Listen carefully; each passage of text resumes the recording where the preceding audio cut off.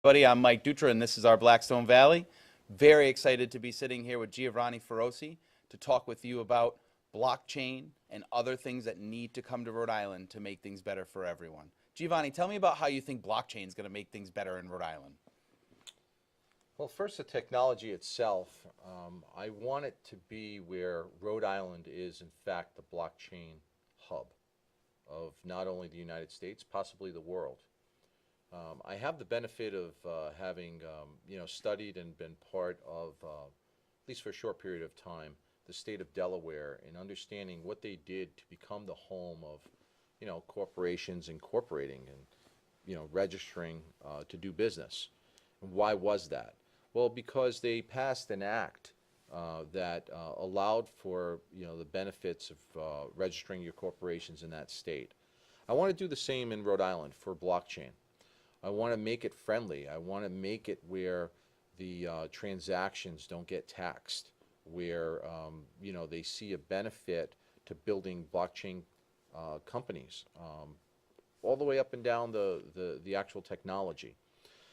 For those who don't follow it that much, I believe most of you have been introduced to it for the first time via the cryptocurrency aspects and a particular company called or currency called Bitcoin, I should say.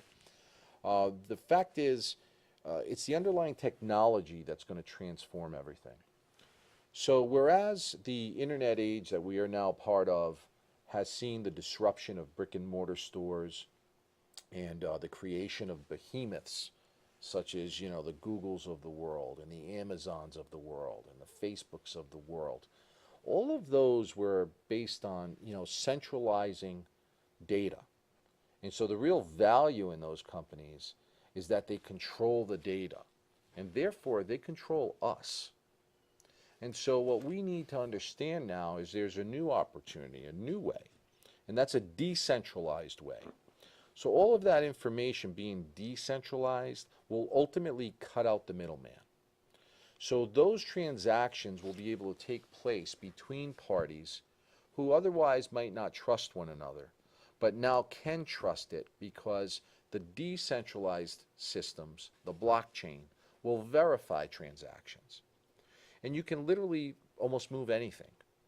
But, in the early goings, the things that I think the voters need to understand and where we can make immediate impacts are places like a DMV or the transfer of titles for homes and other land and other transaction, corporate, documents. All of those things can, in fact, now be trusted and have a lot of value.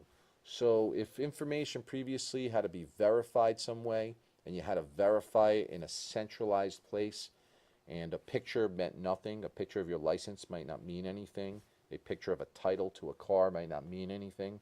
Now we can actually transfer that electronically, but now it'll mean something. It'll have value. And when all those ledgers say, in fact, that transaction happened, and I'm moving that property from point A to point B, it's going to disrupt everything. So blockchain technology for me is an easy one. The world is moving fast, but Rhode Island has a unique opportunity. Its location, its proximity in between New York and Boston allow for really a once-in-a-lifetime opportunity. No other candidate's going to talk about it. I laughingly say, but I'm probably right. Some candidates would probably think I'm talking about Blockbuster. They have no idea what I'm talking about. But trust me, we are at a point in time where people who've had my vast experience, my life experience that brought me, from being a stock clerk in a supermarket to the highest floors of the biggest financial institutions in the world, conducting transactions and talking about economies and my and our company's contribution to those economies. My participation in the Joint Operations Center of United States Central Command in prosecuting, major combat operations, understanding that decision-making process. This is a once-in-a-lifetime opportunity for Rhode Island to have a leader that in fact is meant for the times. And that leader's me. And so as I introduce myself and continue to meet people throughout Rhode Island, the biggest and most important thing they need to understand is that leadership is what you should be voting for in November. All of the other stuff, we can all talk about what's terrible and what needs to be changed. And some people will talk about small changes. I don't believe in those. I don't believe in incremental changes. I believe in big change. To, in fact, have that big change, those big structural changes take place, you need leadership. And I don't believe I have an equal when it comes to that. And so I've put myself forward to you. I not only, ask you for your vote and for your confidence, I implore you. And I'll tell you why. I have 5 children, and I still have 3 that are school age that need a state that they in fact can not only get educated in, but get employed in, can live in. And, I have a new commercial that's out on social media, and it's called Mama, or my mom, my mother.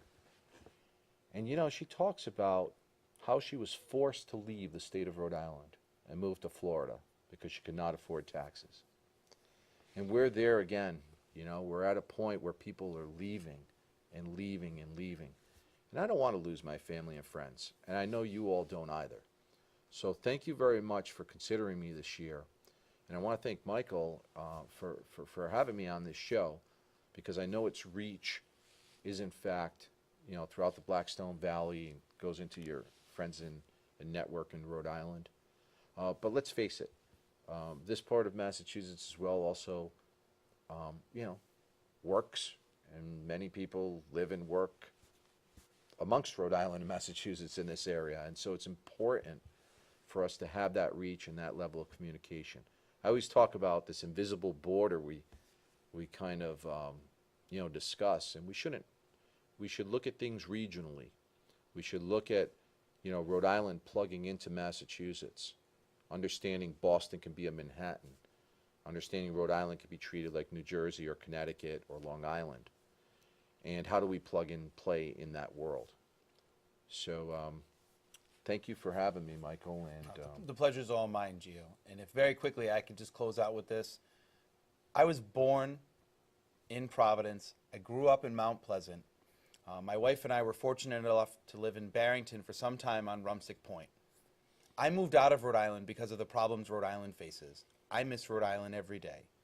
To think about people having to deal with such archaic challenges because of the lack of ingenuity and answers in our state falls on no one but our current governor. And as a registered Democrat, I say that to you all now. Furthermore, knowing Mayor Fung very well, I can tell you he's a great man.